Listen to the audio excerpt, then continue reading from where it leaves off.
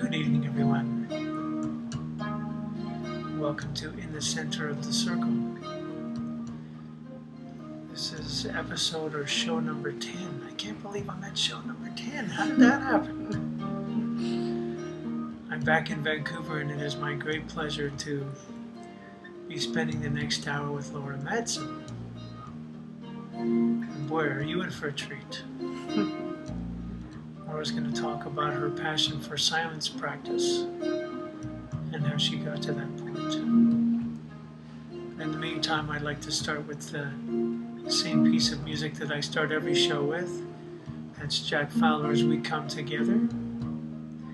You can sing along or just let the music fill your being.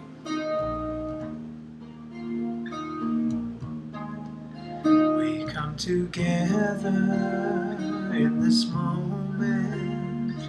We bind our hearts and minds, for we all form a tapestry woven from one life, one creation, undivided, all unique expressions of God. We come together now in one accord. We come together in this moment. We bind our hearts and minds, for we all form a tapestry woven from one life, one creation, undivided, all unique expressions of God. We come together now in one accord. We come together in this moment.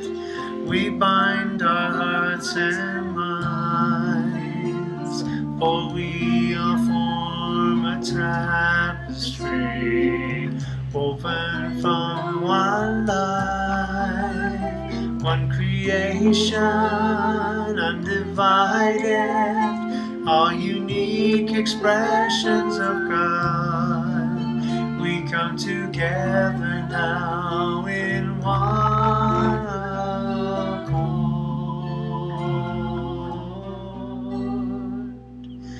We come together now in one accord.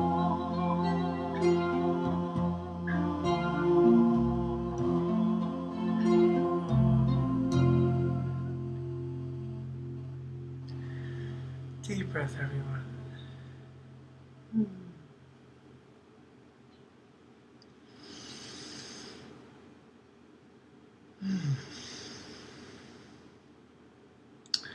As I will never get tired of saying, the space between the notes is just as important as the notes themselves.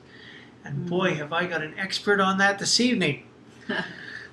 Laura just reminded me before the show started where we actually met. I had forgotten. How many years ago do you think that was? 8, I think 8. Really? Yeah. Wow. We both went on a week-long Buddhist meditation retreat, and Laura and I have a good mutual friend. And I had forgotten that Laura and I and the mutual friend had sat together and had a nice conversation on the last morning when we were allowed to speak again. And yeah, well, I'm glad you remembered that, and I'm glad that we're here together today. So Laura, there's a lot I could say about Laura. I learned a lot about Laura in the last week as I was preparing for tonight, and so I'll let her talk about that. But where I want to get to is Laura has really devoted herself to silence practice. And so I wanted to talk about all that and where that journey began and how that manifests these days. And so where should we start, Laura? Well, where would you like to start? Yeah, you know, it's like so many things for so many of us now. It's an evolving aspect of my life, and something that I've always been in touch with but never had a name for. I find a lot of people first have their silence in nature, you know, as adults still, but even as children, and it taps them into another dimension. So, because I've tapped into and I've been hammered by other dimensions, I think, as well. I've also developed a lot of resistance to silence. And to this dimension. So that's my best teachers. Actually, it's a land of paradox, and so I've learned to just be there with my resistance, because that's really my teacher.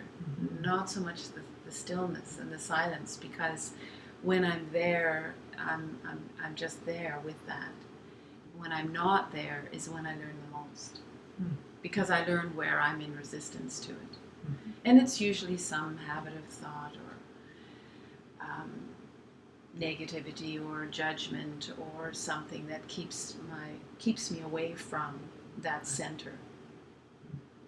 It's a very centered practice that because one of the themes I developed in my thesis, because I should probably go back where I got my connection with Scripture, because, you know, a lot of people were surprised when they heard that I was going to theology school, because I never really attended church. My mom, you know, went to United Church, and I skied with my dad on the weekends. You know, I didn't really have, and we went to Christmas and Easter.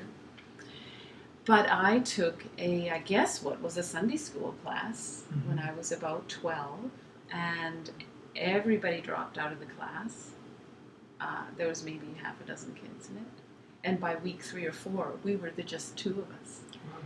And honestly, when we read the New Testament together, bits of it, it was like I could feel this shift in energy, and in the room and in my body and between us. And I didn't know, like, what is this? It was amazing. It felt golden. It felt like a golden energy. This is between you and when we read together, we would take turns reading. You and then we'd just sit with teacher? Yeah, she was just a Sunday school facilitator. Okay. Right? And she was as surprised as me, I think, at what was going on.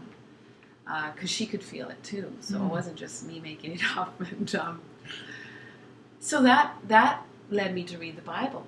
After that, whatever, I don't know how many weeks that went on.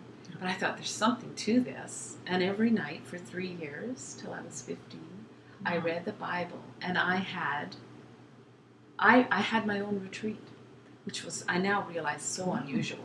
Sort of from, you know, age 12 to 15. And I was in such a state of centeredness and balance. Now when I look back on it, I wouldn't have had those words to describe it. But it was I had so much spaciousness around me. I just simply couldn't relate to my peers. I could not relate to them. It was like they were on another planet for me. But I had no problem with that. I had no judgment about them. Can't say the same for myself these days, but at that point, I was held in the mystery. It was pure grace, really. So that I stumbled into that, and it was almost 3 years duration. So that seeded something very deeply within me in relationship to Jesus' teachings, basically, without the doctrine, because I never got indoctrinated. So it was quite a unique for me to go into a theological school. I was a little hard for them to figure out, because what church do you go to, or what denomination are you, or what's your belief structure? And I was like, I don't have one. I just have direct experience with Scripture, but I don't have anything. And so it took me 4 years to get my master's. And the reason for that is, you know, I had a family, and you know, life keeps me busy, and I was also working part-time in psychiatry. And I didn't want to rush through anything. Like, to me, to read Scripture fast is sacrilegious. So I only took 2 courses at once. I took them in the summer, most summers, in the fall and the winter, but I only took 2.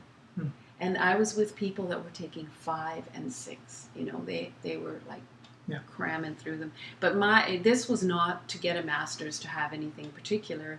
It was because I was paying tribute to this 3 years of grace that I had. And what came out, okay, now I have to write my thesis. What am I going to write my thesis on? And it began to be clear that it was about depth. Like, wow, okay. And then be still and know that I'm God was what I based it on from the Psalm.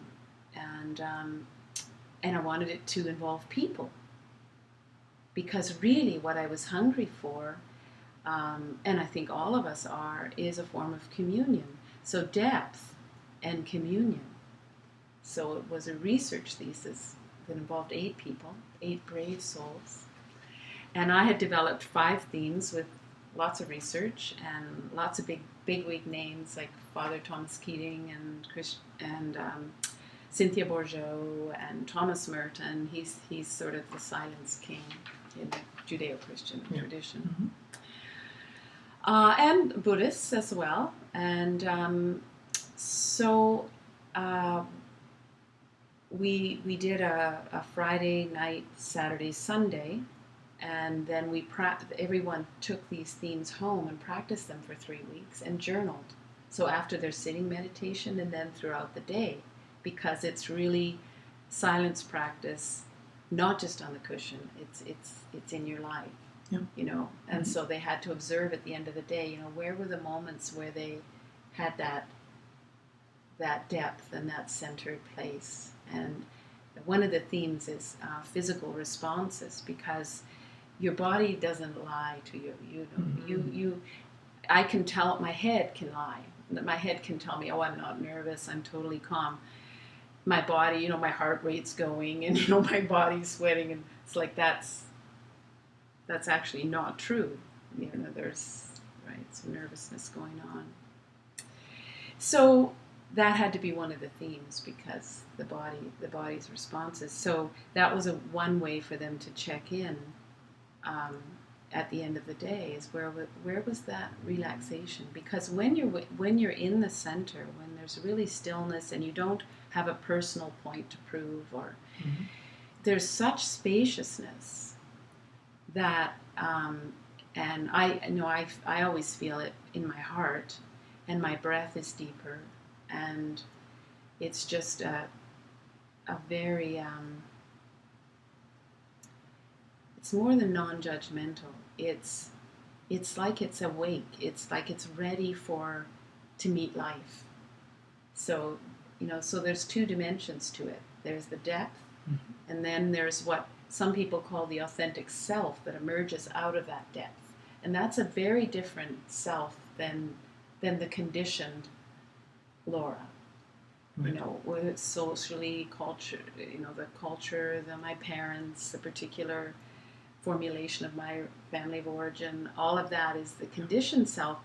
The authentic self is, and that's what we work with a lot in the groups, in the silence practice groups, is okay, this is great, this depth. Like we can either do it through sound or just sitting in meditation, and I guide people. There's many ways in. That's the beauty of it. They're endless. Just total creative ways in. And then, how do we communicate from within that place? Not about it. We're not stepping out and going, wow, that was cool, let's talk about it. It's from within it. And then what we found, and we had a lovely experience in one of our small groups on Tuesday night, because I usually have the practices. I run an 8-week series on Tuesdays in Vancouver. And what happened was this woman was so within her experience, talking from it. It was transmission. Right. It was like we have one person who phones in and from Salt Spring Island, and she'd had a tough week. She said she was totally in her head all week, and blah, blah, blah, blah, and she could hardly get off the chair after this for 4 or 5 minutes that this woman talked. So it really, and that's a very simple way. There's no better gift, and that's what kids give so freely. Children give their authentic self all the time, and they haven't learned to, hone it a little bit, because so we get the temper tantrums and that too. Yeah. But as adults, we can still have those, right? Yeah. So that's one of the other themes, is the ability to witness and just to step back and watch the reactivity, hold space for it, just like you would for a child, you know. So it's the whole process. But that's how it began. Was my direct experience with Scripture. Love listening to you. Let's just take a break and put some music in. Yeah, there are a couple of songs that I've chosen for this, and one of which you know, and that's my song "Be Still," which is what I'd like to do now. Okay.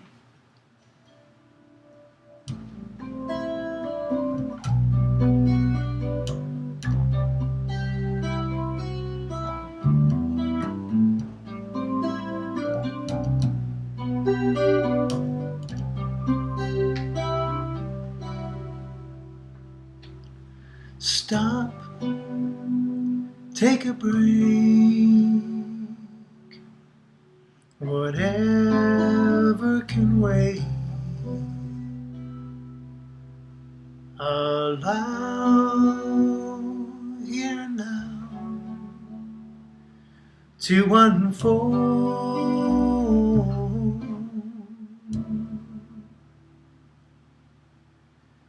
Let wisdom come quietly into your heart. Be still and find peace in your soul.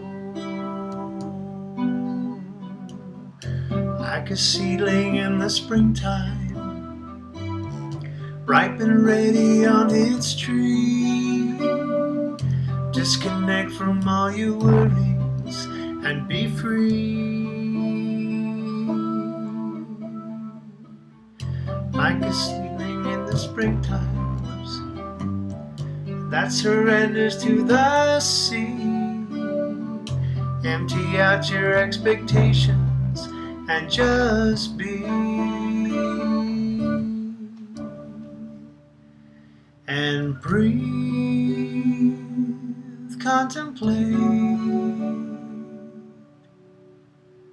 whatever can wait. Allow here and now to unfold.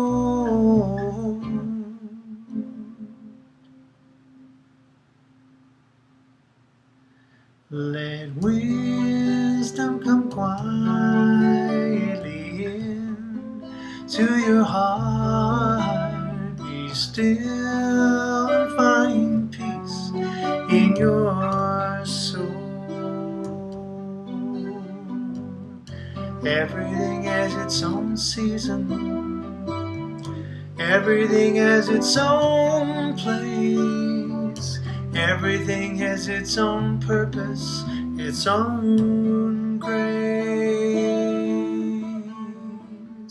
Like a happy, smiling baby, playing with her favorite toy. We are here to know and savor complete joy. So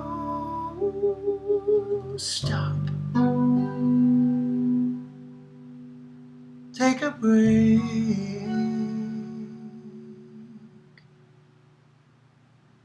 Let all the rest wait.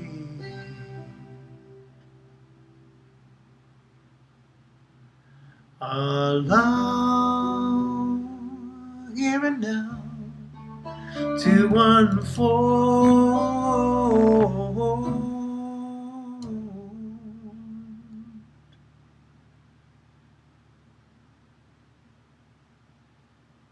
Let wisdom come quietly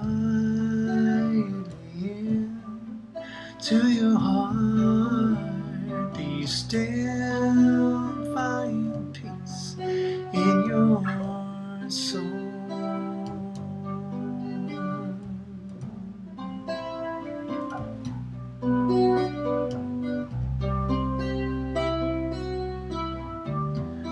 Stop and be still. Stop, be still. Stop.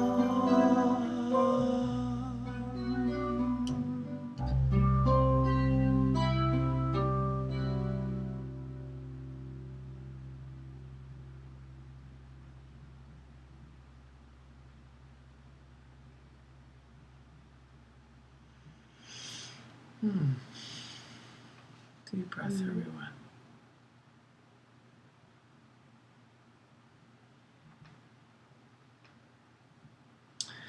That was my song, Be Still, and you are listening to, watching, participating in the Center of the Circle, a show which celebrates community and people who foster and build community in their lives in exciting and fun and inspiring ways. And Laura Madsen is my guest tonight, and she's speaking about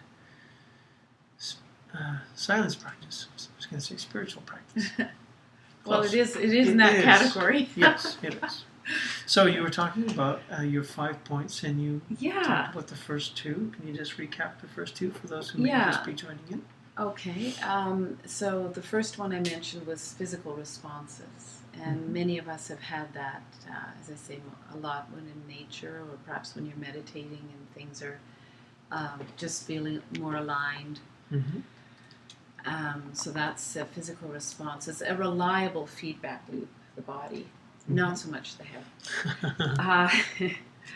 For in the beginning, anyway, because a lot of honesty is required for this practice. And then the other one that I mentioned was being able to observe, to be able to witness, to be able to step back, have a little bit of space from the reactivity.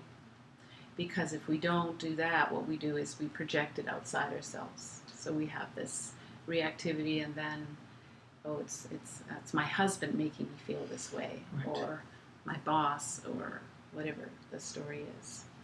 And so it's really a gradual it's a process of pulling back in all reactivity and owning everything comes in eventually. And we just start with that's why the resistance is my biggest teacher, because that's what I have to pull in, and that's what I have to hold in this spaciousness. And just the intention of that brings me to actually the crowning glory theme that ended up being in the research thesis. I called it yearning. Basically, it's our desire to know something more than our separate self. So you can call that by many names. God is the traditional Judeo-Christian, or the monotheistic and Islamic. It's God, it's Islam, it's Allah. So it's the name is not important. What's important is the connection with that. And so when I yearn for that, more than I yearn really to get my own way, to muscle my way through something, I'm cultivating an ability to listen beyond my own turf. And it's in that capacity that we're able to relate to another in astounding ways and receive from them, like the example of the transmission that I gave from one of the participants. And so that's why it isn't just coming together and chanting and then sitting still, although I love that. It's really, okay, how do we take this out now? How does it affect my relationship to my children and to my neighbors? And we practice actually communicating within what's some people call it we consciousness.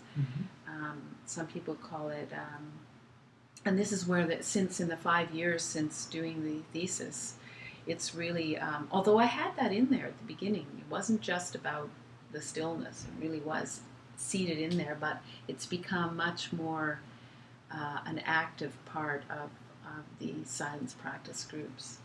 is how do we practice talking from a space that we don't yet know. It emerges between who you and I are authentically, and that's the delight that a child gets when they play.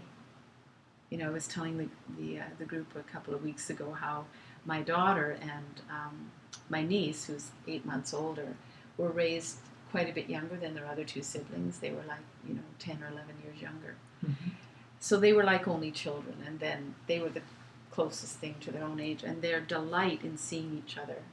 They would start shrieking when they caught sight of each other, right? And they'd run towards each other, and then they'd hug, and then they'd jump up and down, and just total thrill. And that, I've tasted that in some of these groups where, and one woman said, wow, she said, I just want to giggle. I just feel like I'm 5 years old. It took her right back to that pure transparency, like Thomas Hubel, a spiritual teacher who I think is so gifted at he talks about residue and cleaning our screen so we can see clearly and not through our distortions. All of these terms, it's really important to know them. But he talks about transparent communication is what he calls it, which allows this spontaneous emergence. Mm-hmm. And so we learn so much from each other when we do that. We're no longer seeing each other through the needs of the separated self, which is very needy. It's a very needy creature. Yeah. And how could it not be? Because it thinks it's separate from something that it's not separate from. So there's no filling it. Like, I think that's one of the major malaise in our Western world, is people are always out there looking for it. So the houses get bigger, the wardrobes get bigger, and yet they feel less and less fulfilled. It's like Thomas Keating had a great phrase, it's people looking for God in all the wrong directions. Because the kingdom of God is within. And Jesus said that in many different ways. And people still have trouble getting that. Mm. So it's a journey. It is a journey. Yeah. It is a journey. Let's do some more music. Mm-hmm. This is another, before you came over today, I was thinking about this song. This is another song by Jack Fowler. Jack Fowler is the fellow who also composed the piece that I like to play at the beginning of the show, In the Silence. I just adore Jack. He's a wonderful man and a very funny man. And he's now a minister in, I think he's in New Orleans now. Anyway, lovely man, and this is a piece of his called In the Silence. In the silence there is peace.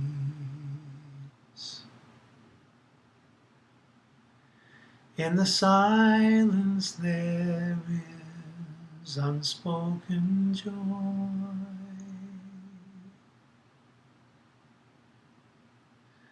In the silence there's release.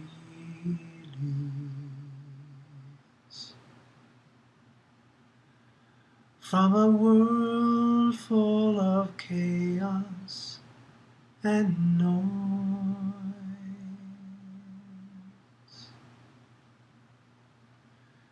So I wait for these precious moments when I hear all that could never be said right here in this holy silence. I find God, I find myself.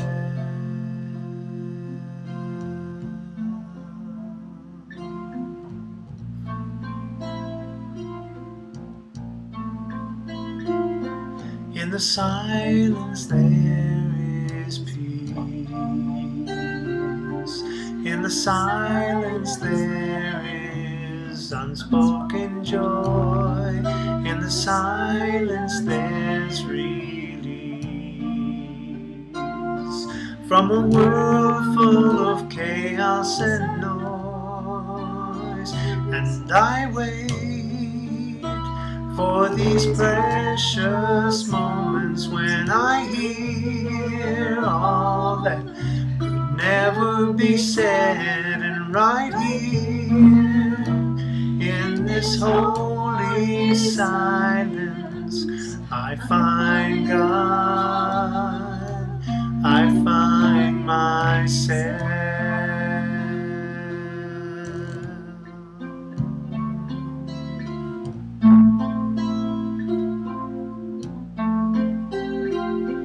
In the silence there is peace.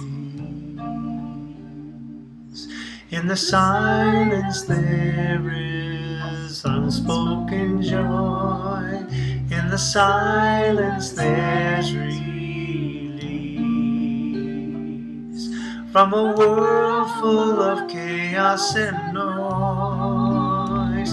So I wait for these precious moments when I hear all that could never be said, and right here in this holy silence I find God, I find God, I find God, I find myself.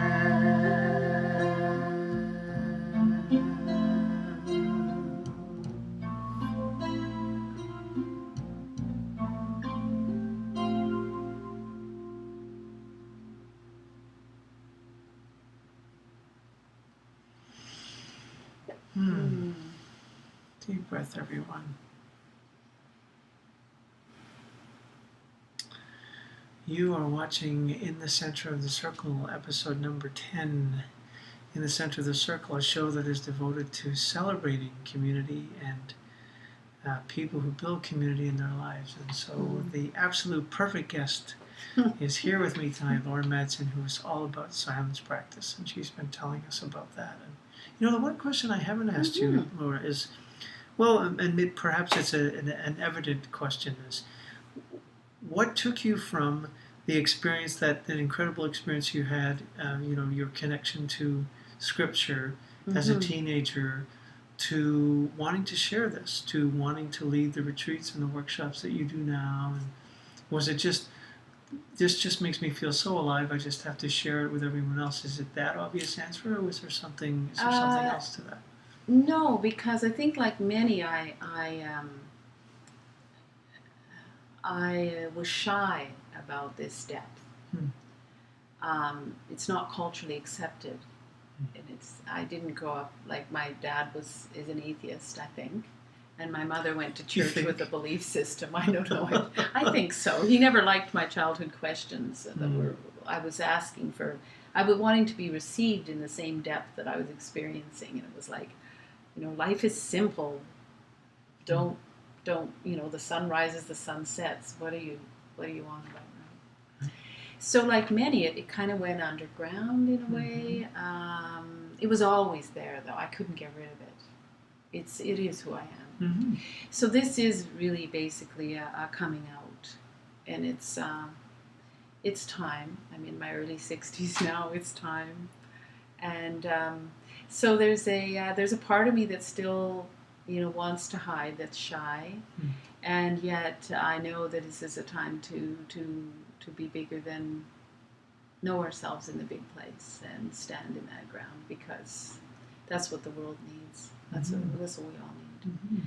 And so that would probably sum it up. And I think it's Ken Wilber, who I love. He's not an easy read, but he's so deep and he's so thorough. And he's an experiential guy. He's got a brilliant mind, but he's very connected in. So meditator, 2 hours a day and things. Wow. But he, in the morning from 4 to 6, he has this great way of explaining, a very pithy way of what we have to do. We have to wake up beyond the narcissistic sort of trance we're in. There's a trance. That's how I see it. We're caught. I see it in myself. I know now. I feel it in my body. I know when I'm in that trance of the separate self. It always has its stories going on, and it makes quite a bit of noise. Mm-hmm. So we have to wake up.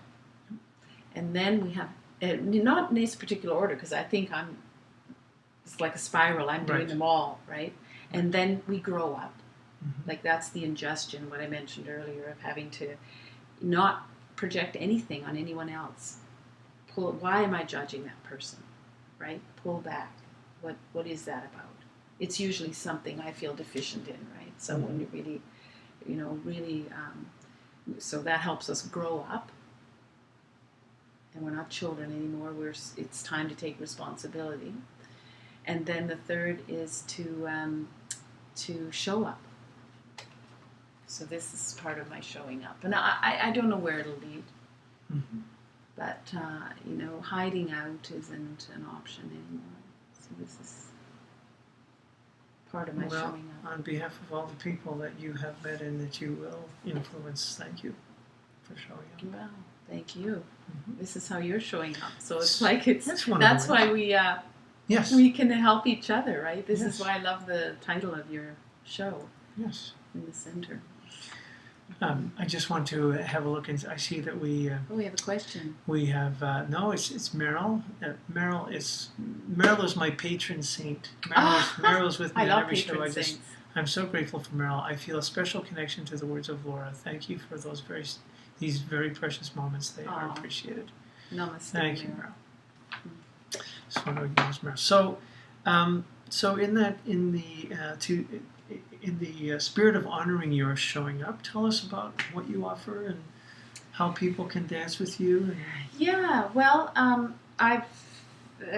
that's sort of evolved as well. But every once in a while I do a silent retreat, and it happens I'm starting one tomorrow. So if people want to be spontaneous and they're in the Vancouver area, it starts Friday night. It's at my home. I live in a retreat setting. I'm very, very lucky. And I have a story about that too. Where I live now, I have a story, which I have told in some of the groups in silence practice. And this is it, when we share these spiritual journeys and these stories from an ego base, you would step back and go, oh, they're bragging, oh, they think they're so big for their britches, or whatever, that's ego. Ego always reacts to ego. So as soon as I'm reacting to you, as soon as I've stepped out, I'm no longer in relationship with you. Yeah. I'm out here judging you. Yeah. As soon as I do that, I know I'm in my ego. Very reliable. So then we know how much we're in our ego, right? Because we're already, that's what the ego does. Makes the other wrong, then it can pump itself up. Yeah. That's a very up-down kind of thing. Yeah.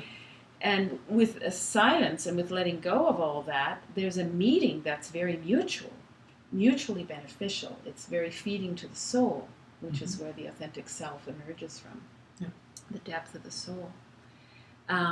So that I'm offering, and it's based on the 5 themes. And again, it will take into account the progression in the last 5 years, so the exercises aren't all going to be the same or anything. But that's Friday night, 7 to 9, and then 10 to 5 on Saturday, and 10 to 4 on Sunday. And then we practice, like we did in the thesis. Instead of 3 weeks, it's 4 weeks, because I have a wedding to go to on the 3rd week. So it's 4 weeks, journaling and, keeping people on track. And that kind of provides a container, and people had some amazing experience in that 3 weeks the last time. Now this is is that your virtual? Did you call it your? No, the virtual. Oh, okay, that's something else. That's started actually yesterday. It's been a busy week, and I am struggling to learn Maestro Conference, but there's a glimmer of hope at the end of the tunnel. Good. I'm not technical, like I couldn't be doing this sort of thing. I'm not very technical. Anyway, I have people interested who aren't in Vancouver. Right. So I thought, well, I've taken Maestro Conference courses as a participant. I could probably do it as a presenter. Okay. So there's still an opportunity. It's a 6 weeks every Wednesday from, now this is Pacific time, 3:30 to 5:30 Pacific time. Okay. So that's now got 5 more weeks of it. Okay. Yeah, and my prices are very reasonable. People can pay on PayPal. That is $75 for 6 weeks. Wow. Yeah, Okay. I because I do work out of my home, I'm not paying an overhead. Right. So for the weekend retreat, it's $150. Okay. So it's keeps things up. And so if Nice. people want more information, your website is Yeah, the lauramadsen.ca. Laura Madsen with S-E-N, Danish spelling. Right, so S-E-N. yeah, LauraMadsen.ca. Yeah. And And the Maestro conference link is there because they have to Okay. sign up for both so Right. that they receive the reminder emails and the Okay. PIN number and all that. so when they go to your website on your homepage, there'll be directions to Yeah. these things. Yeah, they'll all be listed. And Okay. I'm also doing a 30 days into silence practice starting June 1st to 30th. And that's a daily, you get emailed a daily quote and some aspect of silence practice, and then an audio, 20-minute audio. Oh, So so again, that doesn't matter where someone lives. right. But the Tuesdays already, I do allow drop-ins, but only after they've done a series. Right. Because it does, who's in the room matters is what another work that I'm doing with Evolutionary Collective. And it's all about communicating from the we space, which is wonderful. But that's one of their main vectors. There's 7 of them, and it's who's in the room matters. Because we create a field together, and it does matter. Yep. When you and I were speaking yesterday, you talked about how chanting is a part of your experience, and you shared And sound, a beautiful So let's share that experience with everyone, and then let's hear you talk about sound and how it is a part of what you do. But yeah, let's do that chant. Okay. Should I tell people what it? Sure. That's your note. That's my note. Yeah. So this means it's Sanskrit, and it's Tat Twam Asi, 3 words. Tat Twam Asi, and it basically means that thou art. So it's so we can start. Tat Twam Asi.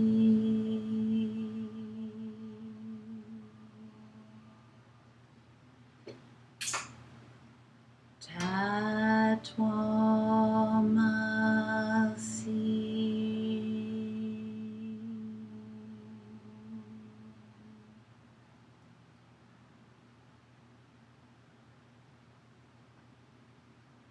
Tat Twam Asi. Tat Twam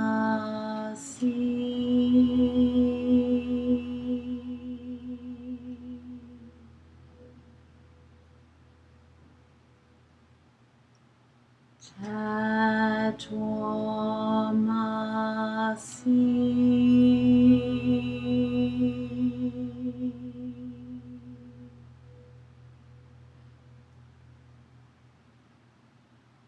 Tat Twam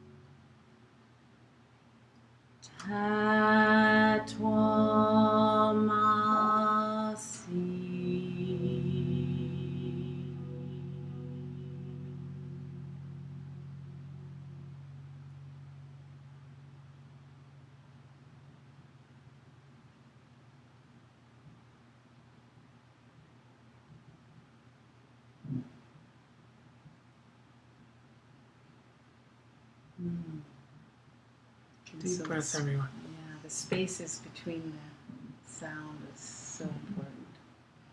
So how do you use that in your practice with your groups? Just like that, we don't have a nice instrument like that. We just, usually I do call and response. Mhm. And so people are, just follow. Yep.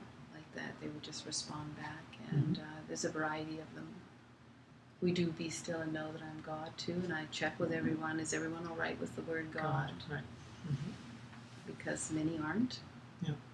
Yeah, so I wanted to tell, if we have time, the quick story Yes, of where please. I live in this retreat space. Yes.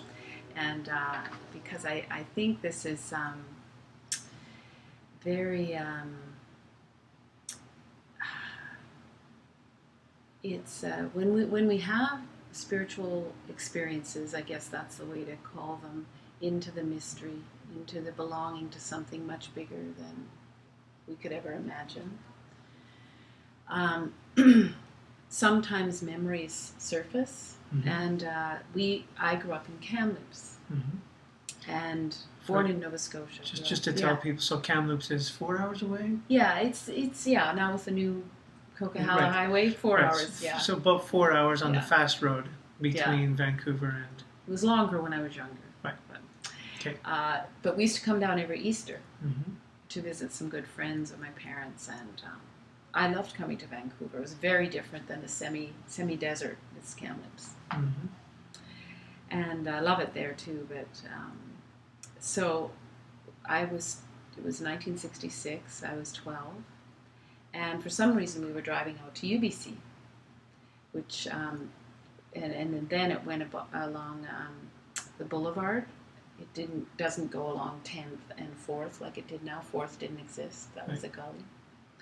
And as we were driving by, I would go into these kind of altered states, and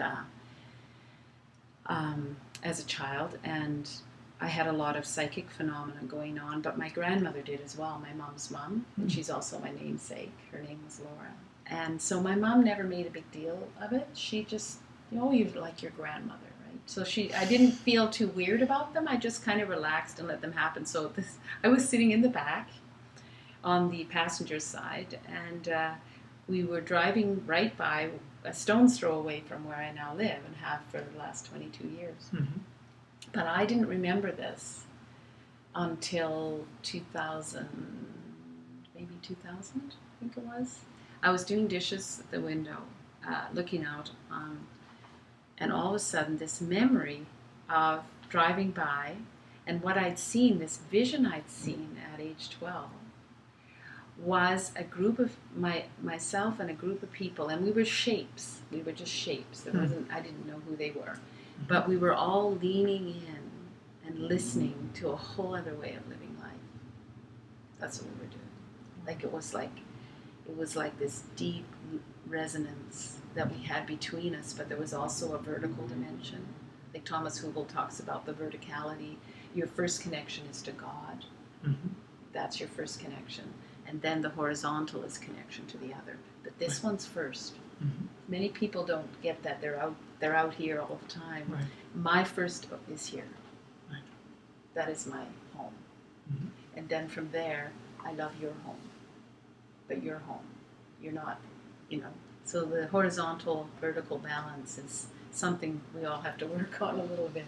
Yep. So I'm looking out the window, and I remember this.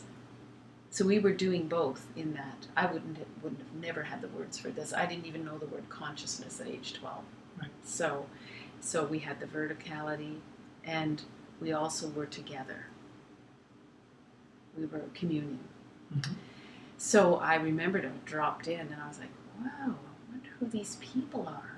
This was in 2000, and I was working with the Bhakti tradition then, the Baul tradition, Western Bauls, and discovering and realizing I have a devotional heart, which I never would have.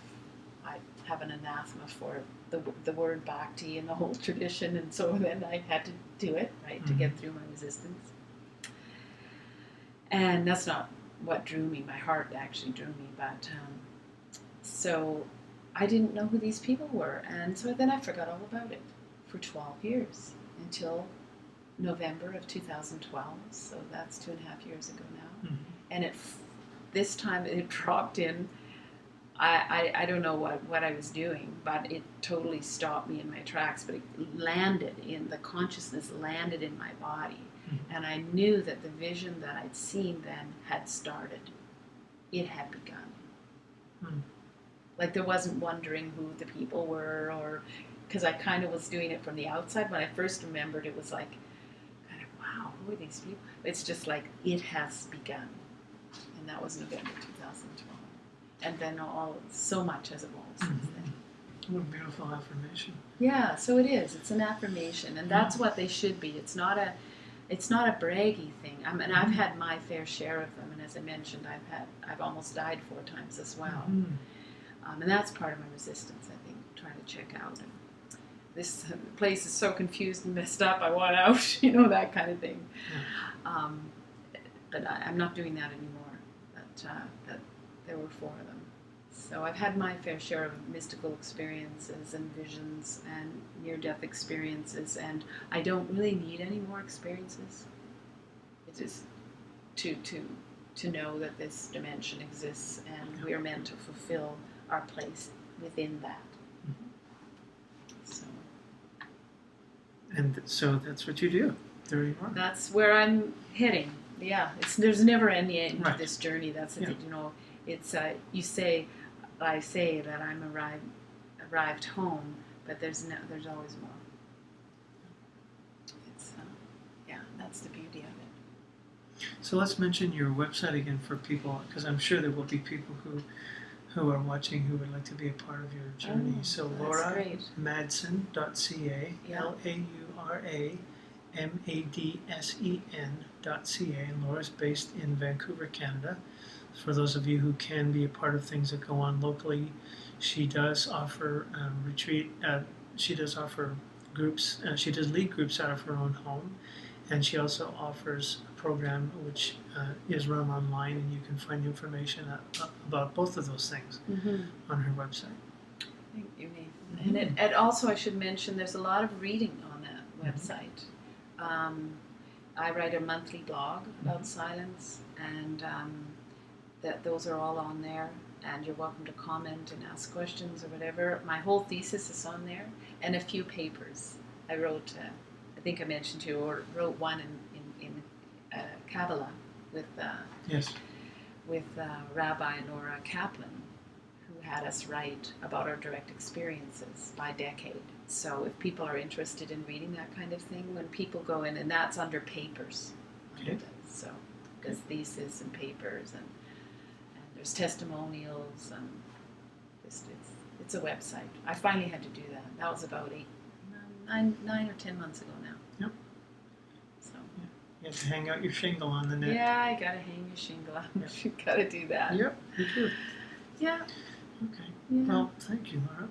Thank you, Nathan. I'm delighted to have had the experience to get to know you more and to have you share your experience, and it must be very powerful. I can only imagine how powerful it must be Oh yeah. for people to be in it with you.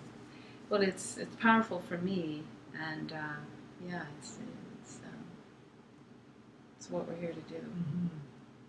It's what we're here to do, exactly. Speaking of what we're here to do, whoops, let me take us out with something that I'm here to do, which is share some music to help us remember the fullness of who we are. So this is my chant called Metta. Loving kindness, or I guess for us Westerners, unconditional love would be a fair translation. There are 6 lines to share, and I'll repeat each one to you first so that you can join in. We sing it in first, second, and third person. It's easy. Sounds complicated, but it's not. And I'd like to dedicate this to Meryl, as I always do, because Meryl loves this chant. God bless you, Meryl. May I be filled with love is the first one. May I be filled, may you be filled, may we be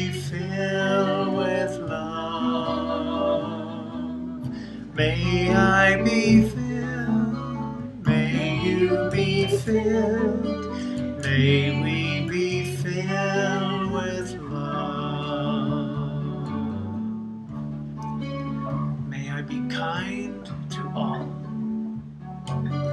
May I be kind, may you be kind, may we be kind to all.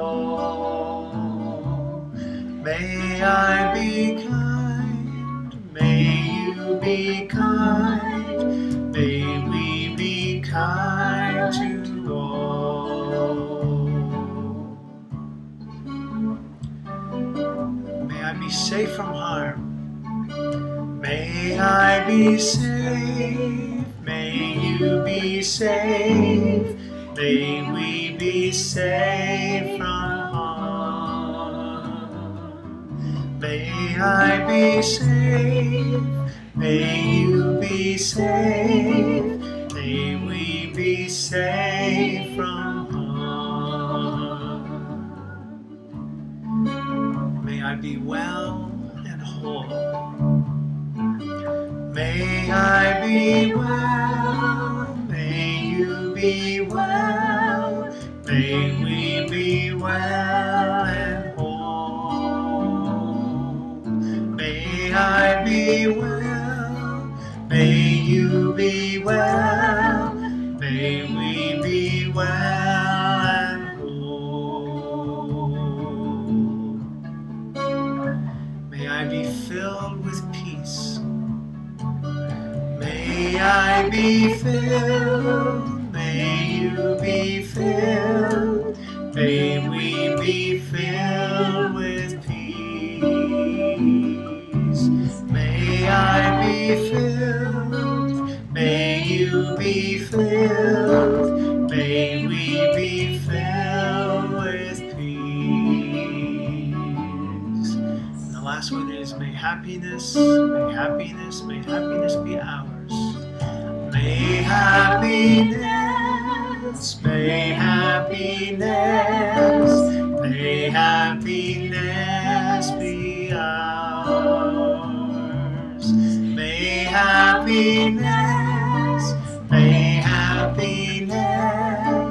May happiness be ours. And now let's just finish by chanting the sound Om. And you can sing whatever note you like and take a breath whenever you'd like.